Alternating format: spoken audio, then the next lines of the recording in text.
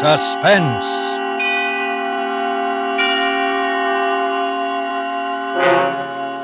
Tonight, Roma Wines bring you the remarkable young actress whose performance you have admired in the Warner Brothers production, The Corn is Green, Miss Joan Lorring as star of A Man in the House, a suspense play produced, edited, and directed for Roma Wines by William Spear.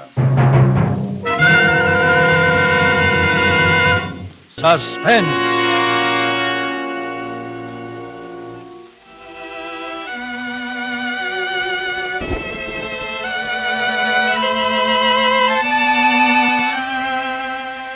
When I was 17, they called me that pretty little Barrett girl.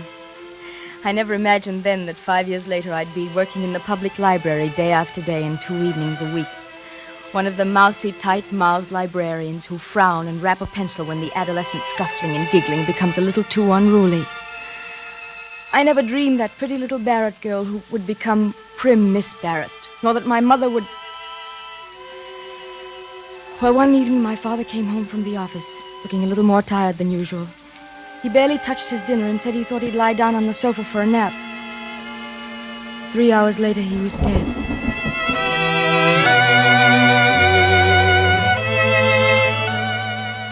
From that day, Mother was a changed woman, and our house was a changed house. She became suspicious and bitter and solitary. After a time, people stopped coming to visit, and Ted Roper learned not to call for me. I suppose I should have rebelled, but I was never a rebellious spirit, and I knew Dad would have expected me to stand by her. And so in a year or two, things had completely changed for me. I was working at the library, stamping cards and checking books and rapping on the desk when the giggling became too loud in the corner. Ted Roper went away to school studying to be a doctor, and by the time he came home to set up his own practice, he was called up for the medical corps. I'd get postcards from him from time to time, and meanwhile I worked at the library and came home and cared for Mother because her health had grown progressively worse. Now she was in a wheelchair and always in pain, although she'd never consent to see a doctor.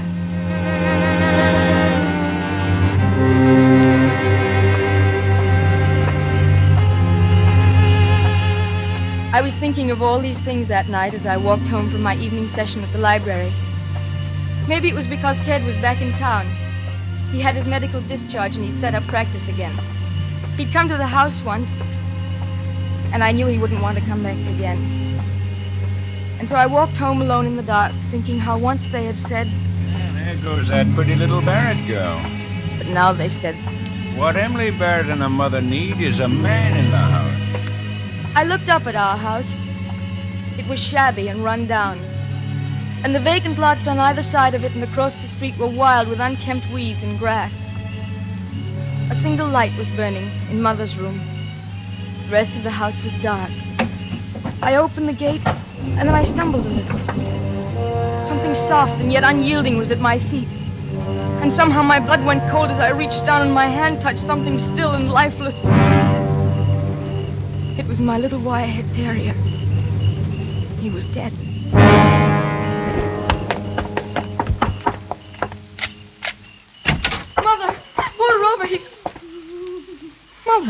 Mother, what is it? Oh, Emily. Close the door. Who are you?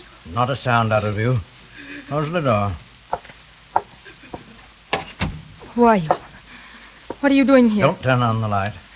Just stay where you are. Mother, are you all right? I haven't harmed her yet. I won't harm you if you do what I tell you. But if you annoy me as Rover annoyed me outside... You, did call him Rover, didn't you, Miss Barrett?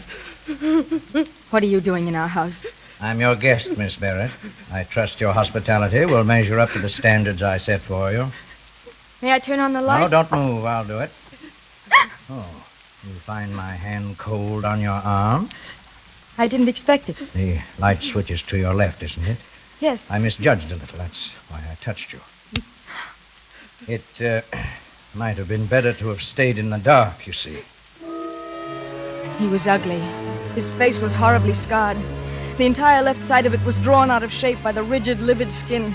The scar tissue seemed to distort his features into something evil and unclean. I'm not the most handsome guest you've ever had, am I?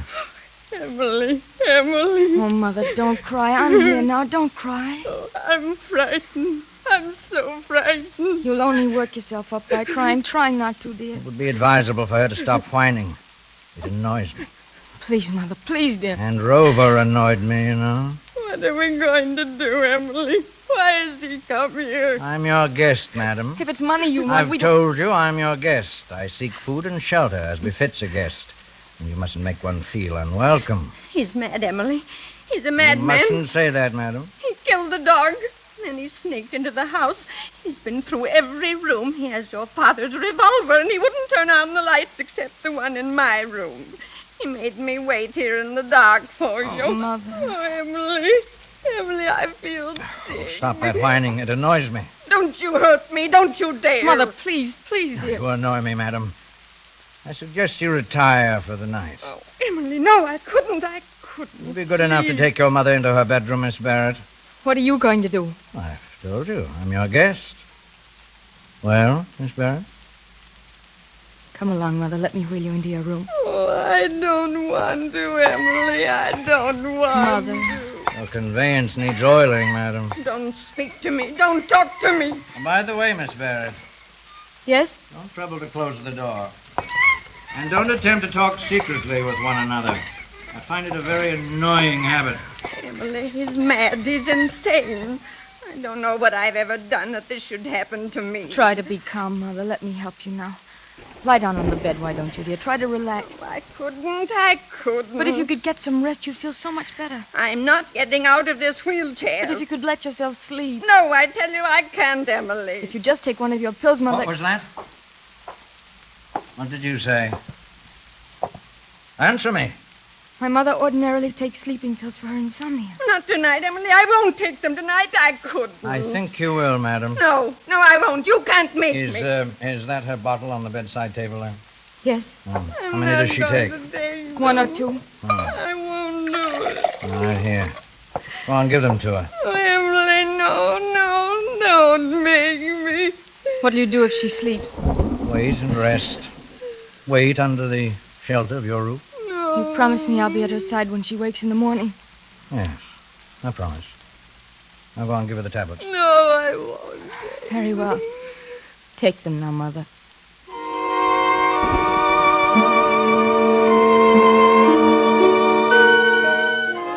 Mother swallowed the sleeping tablets with difficulty, her eyes wide with fear, unable to look away from that scarred, awful face. Then he walked away into the living room while I stood by her wheelchair holding her hand. After eternities, her eyelids drooped and closed over the frightened eyes, her face relaxed. She was asleep. I made her as comfortable as possible in the wheelchair, put a blanket over her. Turn out the light and come out here. Did you hear me? Yes. Sit down. Yes, that chair there. How do you spend your evenings, Miss Barrett? You read? No, not often. I get enough of books at work. Why did you break it? Really? What do you do for a livelihood? I'm a librarian. Why did you choose You don't usually stay up late, do you? No, I don't. In that case, then we'll turn off the light. We're rather isolated at this end of the street, but someone might wonder why lights are burning in the Barrett house at this hour.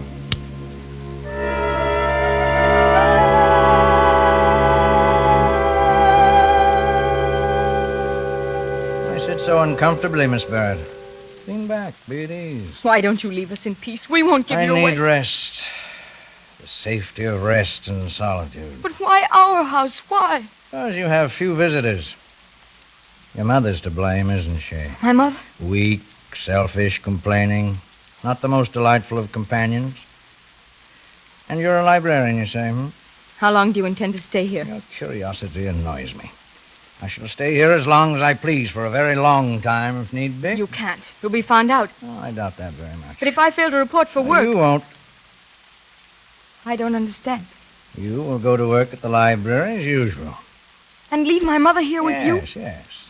As hostage, shall we say. Hostage? She'll be my guarantee you won't betray me. You will not go to the police, Miss Barrett. You will not make any indiscreet disclosures to anyone. You'll work at your job all day and then come back here. And if I don't? Need you ask that question? Is it really necessary to ask me that? No. No.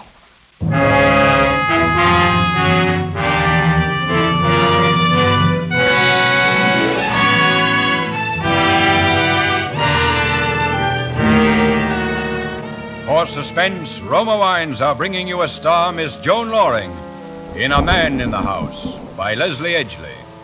Roma Wines' presentation tonight in radio's outstanding theater of thrills, Suspense.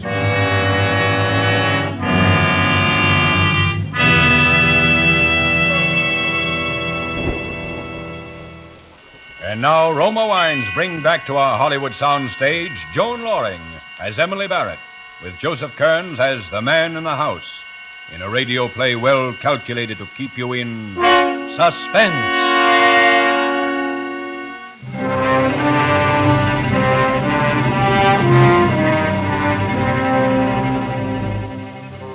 The rest of the night passed in silence.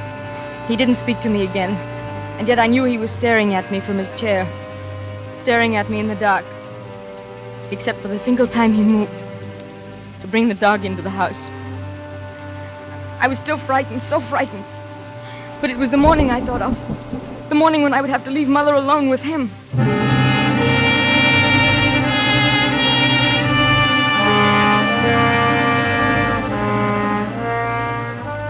We ate breakfast together, the three of us, silent at the table. His face was uglier than ever in the morning light. He'd watched me prepare breakfast with wary eyes. Now he wolfed his food down as though he hadn't eaten in some time.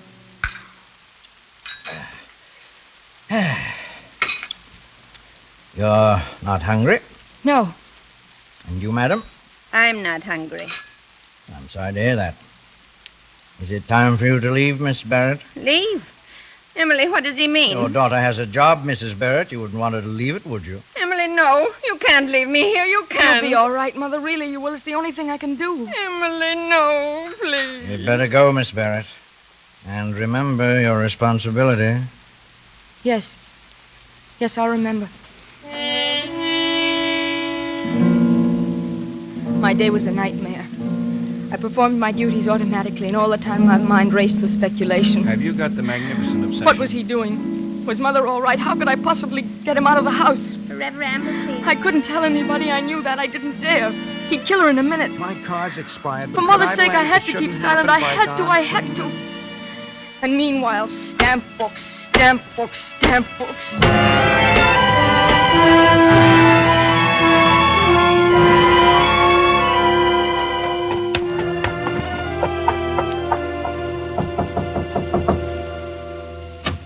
Ah, good evening. Where's Miss my Barrett. mother? Oh, Mother? In her room. Lock the door. Mother? Mother, are you all right? She's all right. Lock the door. That's it. Now, give me the key. Mother! I'm here, Emily. See, I told you she was all right. Come on, give me the key. That evening, I didn't have to go back to the library. Again, he watched me prepare our meal, and again he wolfed his food down, while Mother and I left our plates untouched. I washed and dried the dishes after dinner, and then all three of us sat in the living room. This is an ugly house. A barren house. There's no laughter in it. I'm not interested in what you think of our house. You should be. You're still young.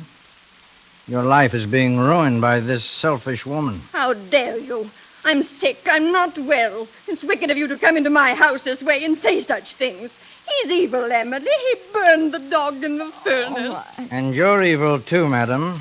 You're a selfish parasite. The world would be better rid of you. Go on, go into your room. No, I don't care what you do to me. We have no money. We haven't anything you could want. Get out of our house. Get out. Take Get her out. into her room, Miss Barrett. Come along, Mother. Please don't excite yourself. You won't make things any easier this way. It's time she slept, Miss Barrett. I don't want to. I don't want to sleep. I'm so afraid. You're stubborn and weak and useless. You're a blood-sucking parasite. Give her pills, Miss Barrett. It's time she slept.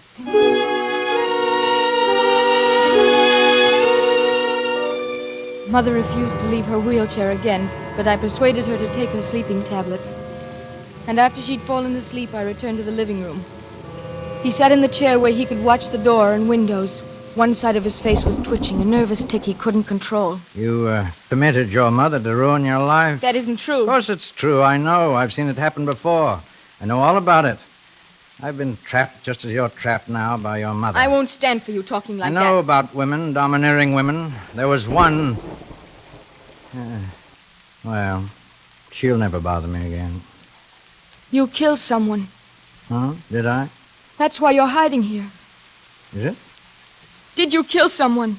I'm not sure. Maybe someone annoyed me. I'll kill if anyone annoys me. Don't annoy me, Miss Barrett. Tell your mother not to annoy me.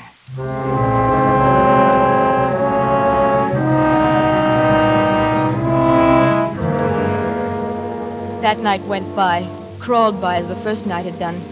At 10:30 he switched off the light, and then we were sitting in the dark again in silence, hour after hour.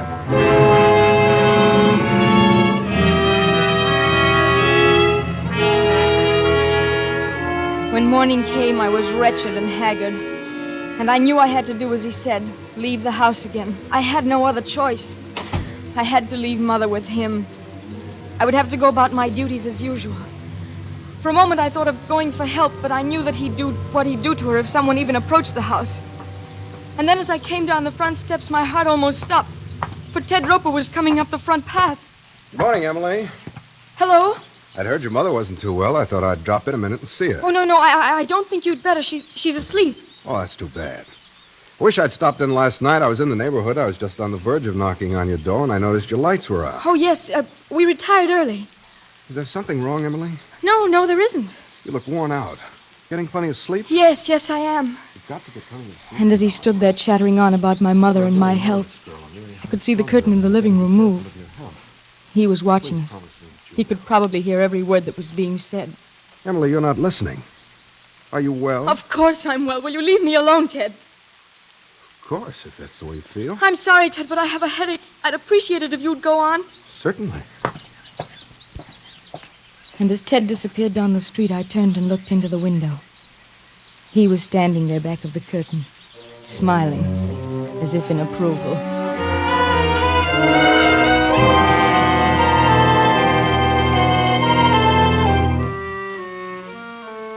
I don't know how I managed to get through that afternoon, but I did. And then I went home, and they were there. When I'd seen that Mother was all right, I cooked dinner, and he tried to keep up a conversation. We, had visitors today, didn't we, Mrs. Barrett? Milkman, mailman. No letters, however, just a magazine. And we had an interesting talk, didn't we, Mrs. Barrett? About mothers and daughters, you know. I looked at Mother across the table. The panic in her eyes had given way to another emotion. One hard to name at first. And then I realized it was resignation. As though she were resigned to her fear. Her face was peaceful, strangely serene, and she looked more beautiful than I'd ever remembered seeing her.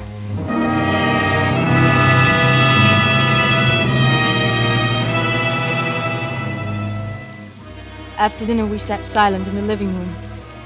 He looked tired, deep circles under his eyes, and his face twitched involuntarily. I felt unbearably tired, my eyes so heavy. Miss Barrett, I think you'd better go to bed. Go to bed? You'll sleep. No, I couldn't. Well, there's no excuse for not sleeping. You see how easily your mother can do it. You'll take some of her tablets. No. Take them. But my mother... And she'll take them, too. She knows how. And then I knew why he wanted me to take the pills. He needed sleep for himself. Here, Miss Barrett. All at once, I had no resistance left in me. I took the water from him. He was leaning over me in the chair, and then I swallowed the tablets. Sleep couldn't have come immediately, and yet somehow it was swift, like a black curtain shrouding my mind.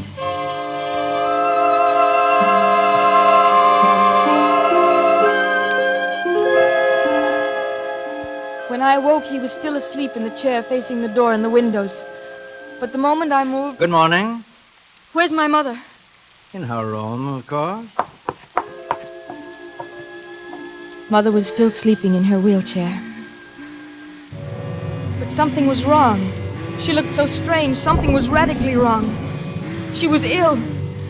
My first impulse was to cry out, to run to him and plead with him to help me, but I knew that was useless. I turned around knowing I shouldn't leave her, and yet I was powerless to help her. It's late. I won't have time to make breakfast this morning. Yes, we seem to have overslept, didn't we? I'll have to go now. The key. Please unlock the door. Mother's still sleeping. Please don't disturb her. That still depends upon you, Miss Barrett. Have you forgotten?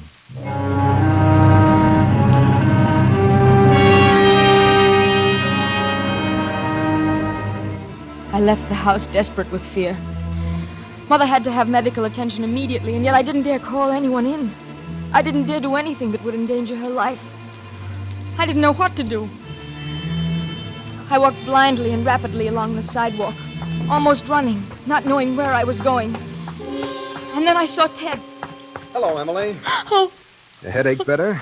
Oh, Ted. Ted. What's wrong? What is it, Emily? Ted, you've got to help me. You've got to. Oh, Ted. Here's my car, Emily. Sit down now. Tell me what's wrong. And then I told him the whole story. And when I'd finished, he said, I'd better go to your house at once. You can't, Ted. I can't let you in the house. You won't have to. I'm not letting you go back there. But I must. I can't leave Mother with him. All right, then. Go back to the house. Tell him you went for a doctor. I couldn't. Tell him that, Emily. Tell him you saw your mother was ill when you woke up. Tell him you called a doctor, and you said nothing about him being in the house. He won't believe me. I know he won't. We've got to gamble he will. I'll drive you back to the corner. Give you time to walk to the house and explain things to him. Then I'll make my call. And then what, Ted? What will we do then? I don't know, honey. But do as I say. It's all we can do just now.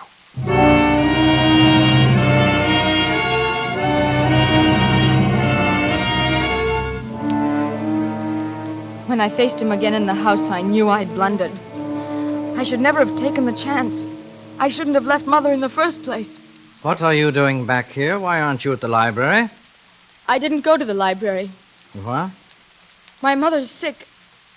I called for a doctor. You what? I phoned for a doctor. He'll be here soon. You told him about me? Oh, no, I didn't. You're lying. You're lying about your mother. You've tricked me. My mother's ill, I tell you. She was sick when I looked at her this morning. You must believe that. We'll find out. Come on in the bedroom. No, wait, the doctor's here. Huh? You see, he's coming up the walk. Don't let him in. Tell him to go away. I can't do that. Not after calling him. He'll know something's wrong. And then he'll call the police, won't he? That's exactly what I warned you not to do, isn't it? My mother's sick. That's all that matters. All right. Let him in. I'll wheel your mother in the living room. Oh. And I'll be behind the curtains. Keep that in mind. If you try any tricks, I'll kill her. I have your father's revolver, you know. I don't care what happens to me. I'll kill her first. No. All right, go on. Let him in. I'll be ready for him.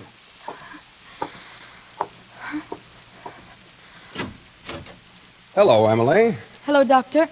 I'm so glad you've come. Where's our patient? In the living room. Well, let's look at her, shall we? Here she is, Doctor. She isn't breathing loudly now. She was breathing so harshly when I left her. Well, let's just see. I stood against the wall while Ted bent over her. She was facing the curtains in the doorway. And behind those curtains, behind them, I scarcely breathed, praying Ted wouldn't do anything to arouse suspicions, praying against hope, and then... All right, you in there. You better give up. Oh, no, Ted, don't. You can't. I warned her. Down, Emily. Mother, oh, Mother. Easy, honey. Take it easy. You let him kill her. After I told you, you let him kill her. Honey, listen to me. It was the only thing I could do. It was you who killed her. You really Emily, did listen. It. Look at this bottle of sleeping tablets in her lap. Almost half empty, and she's cold. Cyanosis, blue lips and skin. She took an overdose of sleeping tablets. She was already dead, Emily. Already dead? You knew that when you told him to give up? Yes. I knew I couldn't leave you in the house with him. He'd have found out, and then he'd have flared up and killed you. I had to do it, honey. I had to provoke him into shooting a dead woman, to give me time to shoot him. I didn't know where he was, you see. Oh, Ted. He told us she'd ruined my life. He called her a parasite. You think she... I think so, honey. She did it so you might live.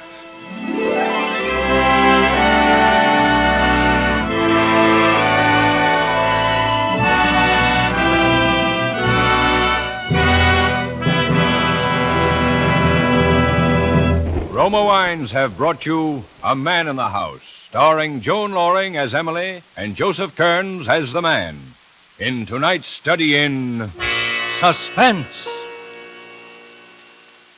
This is Joan Lorring with a message from our government. America's war production program calls for the retention of millions of war workers in their jobs until the Pacific War is won. Stay on that war job until released. Keep buying more and more war bonds and hold on to them. Keep supporting all home front activities and observing all wartime regulations, price controls, rationing, volunteer service, and salvage drives. Thank you. Next Thursday, you will hear Lloyd Nolan as star of Suspense. radio's outstanding theater of thrills.